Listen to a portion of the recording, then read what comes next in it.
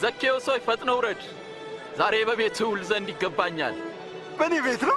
በሱ ቤት ማን ሊገባ የሚወዳለ?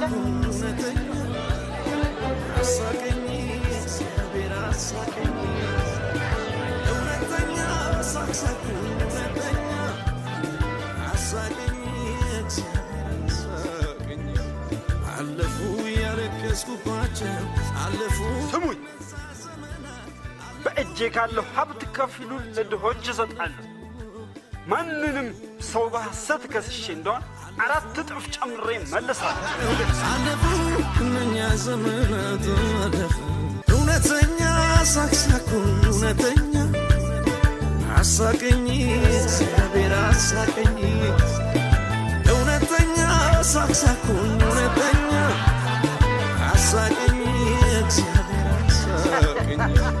አለፉ ያለቀስኩባቸው አለፉ እነዛ ዘመናት አለፉ ያነባሁባቸው አለፉ። እርሱ ደግሞ የአብርሃም ልጅ ነው።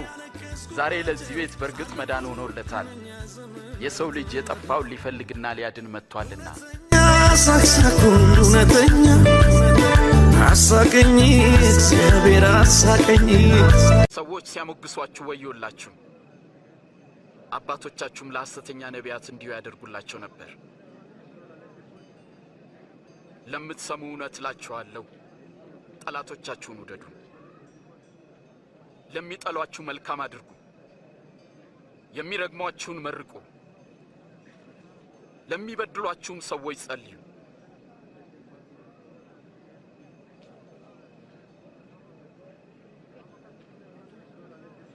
ማንም አንደኛውን ጉንጭን ቢመታ ሌላውንም ደግሞ አዙረህ ስጠው።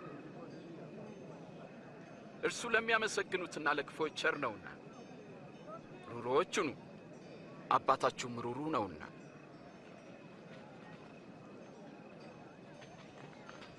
ኢየሱስ ሆይ አድነን። እንዳይፈረድባችሁ እናንተም አትፍረዱ፣ እንዳትኮነኑ እናንተም ማንንም አትኮንኑ። ይቅር በሉ፣ እናንተም ይቅር ትባላላችሁ። ጌታ ሆይ መንገድህን አሳየን። ሰው ዓለምን ሁሉ ቢያተርፍ ነፍሱን ግን ቢያጎድል ምን ይጠቅመዋል? ሕዝቡ እኔን ማን ይለኛል? አንዳንዶች መጥምቁ ዮሐንስ ነህ ይሉሃል፣ ሌሎች ደግሞ ኤልያስ ነው ይላሉ፣ ሌሎች ደግሞ ከቀደሙት ነቢያት መካከል አንዱ ተነስቷል ይላሉ። እናንተስ ደግሞ እኔን ማን ትሉኛላችሁ? አንተ ክርስቶስ ነህ።